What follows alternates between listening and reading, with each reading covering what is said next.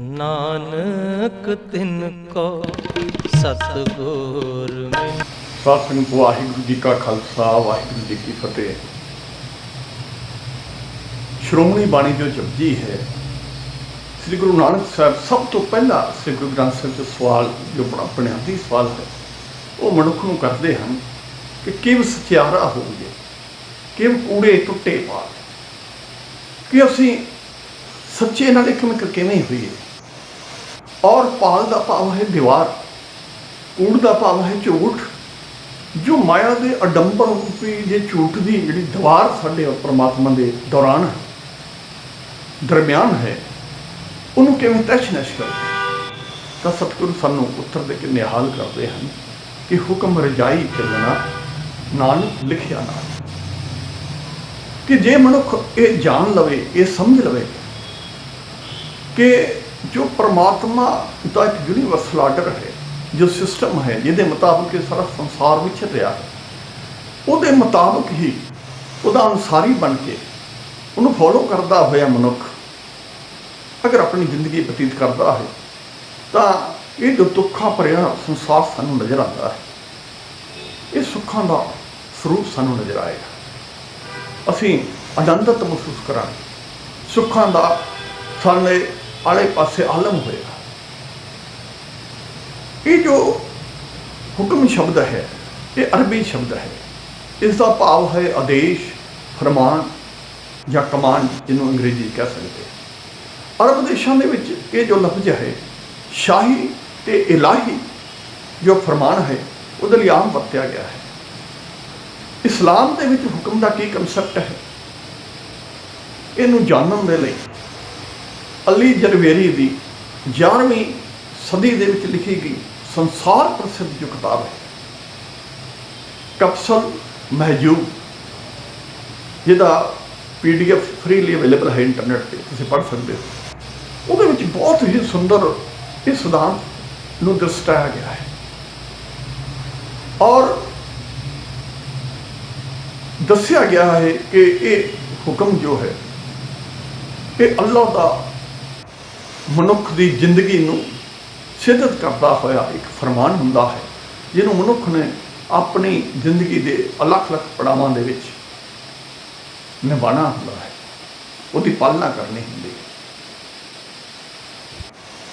लेकिन जो इस्लामी साहित्य दे विच, कुरानिक साहित्य दे विच जो हुक्म का कंसैप्ट है और जो गुरमत का हुक्म का कंसैप्ट है, ये बारे डॉक्टर शेर सिंह बहुत ही खूबसूरत जो किताब है सिख दर्शन, उहदे विच इहदा बड़ा लंबा चौड़ा विचार करते हैं और वो भी इंटरनेट पर किताब अवेलेबल है, तुसीं पढ़ सकते। गुरु साहब ने कहा है कीता साओ एको कवाओ, कवाओ भी हुक्म का ही एक रूप है। और कुरान दे विच कुन किया गया है, कुन का भाव है हुक्म किया कि सृष्टि बने और सृष्टि बन गई। उन्होंने कहा जिहड़ा कुन गो कि सृष्टि बन गई। और जिहड़ा इन्ना असी जो थ्योरेटिकल एस्पैक्ट है इन्हों पिछे छड्डदे हुए असी गुरमत दे विच जो हुक्म का अनुसारी बनने का कंसैप्ट है, जिस दे नाल जिंदगी दे विच एक आनंद की महक उठनी है। नानक भगता सदा विकास, असी विकास की, असी विसमाद की, असी परम आनंद की जो स्टेज है किस तरह प्राप्त करनी है, इससे परे सतगुरु फरमाते हैं। रागवती महला 5वां 523 अंक है गुरु ग्रंथ साहिब जी का। सतगुरु फरमाते हैं कि ज्यों ज्यों तेरा हुक्म तिवें त्यों होवना, जय जय रखे आप जय खलोवना।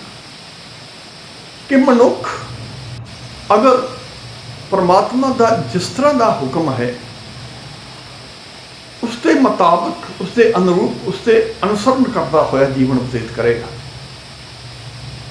तो उत्ते बेअंत मेरा होण गया।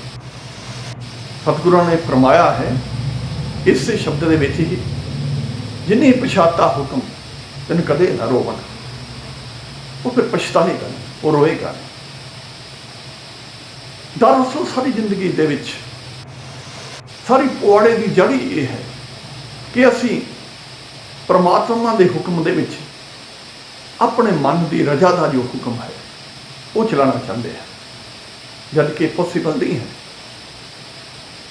किसी कंट्री दे विच कोई बागी हो सकते हैं, वो कुछ एरिया लैकर के उत्थे अपनी हुकूमत चला सकते हैं, और जो सेंट्रल हुकूमत है उत्थे अगेंस्ट फैसले कर सकते हैं, उत्थे अपने कानून जिहड़े हैं उन्होंने लागू कर सकते हैं।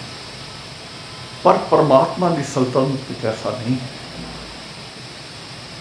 कोई परमात्मा तो अनकारी हो सकता है, लेकिन परमात्मा का हुक्म उस पर भी लागू होगा। कोई नास्तिक है, लेकिन बुढ़ा उन्होंने ही होना पड़ेगा, और मौत उसके उत्ते भी सवार होगी। ये कोई नहीं कह सकता कि मैं परमात्मा को नहीं मानता और वो हुक्म तो बाहर हो जाए। हुक्म ही अंदर सबको, बाहर हुक्म ना करो। हुक्म के अंदर ही सृष्टि को रहना पैंदा है, चाहे उससे अपनी मर्जी ना रहे, चाहे अपनी मन मर्जी करे। और सतगुरु बड़ी सिद्धां दिंदे हैं गुरबाणी दे विच कि जिहड़ा परमात्मा का हुक्म है अटल है, ये निरंतर चल रहा है, और मनुख को स्वतंत्रता है कि अपनी जिंदगी जिंदा होया उदा विरोधी बन के होवे जीवे, चाहे उदा फॉलो पर बन के जीवे। और अगर विरोधी बनता है तो जो परमात्मा का जो हुक्म है उहदे मुताबिक जो श्रेष्ठ सोचनी दे धारनी हैं उहदे मुताबिक कर्म करनगे, तो वह मनुख हुक्मी उत्तम, वो अपने आप को उत्तम बना लेंगे। और जो अपने मन के हुक्म के पिछे चलणगे, परमात्मा के हुक्म के विच कन्फ्लिक्ट पैदा करेंगे, हुक्मी उत्तम भी बन सकता है मनुख। हुक्मी उत्तम नीच, हुक्मी लिख तो सुख पाई। सुख भी अपने कर्मां के नाल वधिया प्राप्त कर सकता है, और दुखों का समुंदर भी अपने सिर से चुक सकता है। सो हुक्म के अनुसार ही बनना, अपनी रजा को परमात्मा की रजा के अगे समर्पित कर देना। मन बेचे सतगुर के पास ते सेवक के कारज रास। असी अपनी अकल को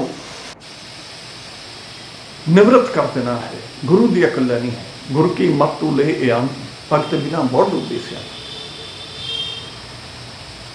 साडे जब ये मन दे विच सोची आ जाती है कि तू समर्थ वड्डा मेरी मत थोड़ी रहा, कि है अकाल पुरख जिदा तू मैनू चला रहा है, तेरी समर्थ सोच जिहड़ी है, सूझ जिहड़ी है, सोच जिहड़ी है मेरे तो बड़ी बेअंत है, मैं उहदा आर पार नहीं पा सकता। तेरी हुक्म दा आर पार मेरे वास का रोग नहीं है। तो उस वक्त साड़ियाँ सारिया चिंता खत्म हो जांदियां हन। साडी चिंता क्यों है? जदों असीं ध्यान च लगन लगते हैं तो साडा ध्यान भंग क्यों होंदा है? क्योंकि सानू ये चिंता है कि जो साडे नाल हो रहा है ये साडे नाल क्यों हो रहा है। जो साडे नाल पिछे होया है, जिवें असीं पिछे विचरे हाँ, वो इस तरह नहीं होना चाहिए सी, या फ्यूचर दे विच जो असीं करना चाहते हाँ ये चिंता रहिंदी है कि हो सकता इस तरह ना होवे। सो ये चिंता साडे ध्यान दे नाल चंबड़ जांदियां हन जरम की तरह, और उन्हें भंग कर दिंदियां। लेकिन ज्यों ही असी मन बेचे सतगुर के पास, ज्यों ही असी अपने आप को सतगुर के चरणों में परमात्मा के हुक्म के अगे समर्पित कर देंगे हैं, साडे मन के अंदर एक ऐसी किरमन होंदी है अमृत की कि जलन बुझी शीतल हुए मनुआ। साड़ी सारी जलन जो है चिंता की, चोरे की, डर की, फिक्र की, वो खत्म हो जाती है। और गुरु अर्जन साहब राग नट नरैन दे विच 978 अंक दे ते सतगुरु फरमाते हैं, बहुत सोहना। अगर वो गल असीं याद रख लीए तो साडी जिंदगी जो है परम आनंद की अवस्था हासिल कर सकती है। सतगुरु फरमाते हैं, उलाहनों मैं काहूँ न दियो, मन मीठ त्योहारों की, कि हे अकाल पुरख, मैं इस स्टेज ते पहुँच गया हाँ तेरी कृपा नाल कि मैं कभी भी तेनों उलांभा नहीं देवांगा।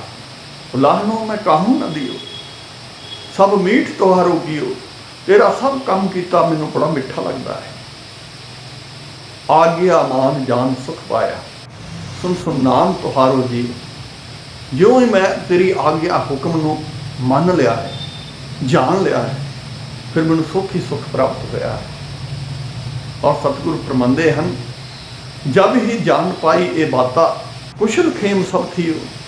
ये गल मैनूं जदों पता लगी, इहदा ज्ञान हुंदिआं ही मेरी जिंदगी में कुशलता, खेम माने खुशियां का खेड़ा, वो मेरे पास आ गया।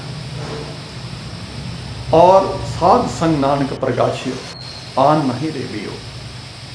और साधां दी संगत दे विच बैठ के सतगुरु के उपदेश नूं हासिल करके मैं हुक्म नूं ज्यों ही समर्पित होया, तो मेरी हौमे दी जिहड़ी बीमारी सी खत्म हो गई, रोग खत्म हो गया।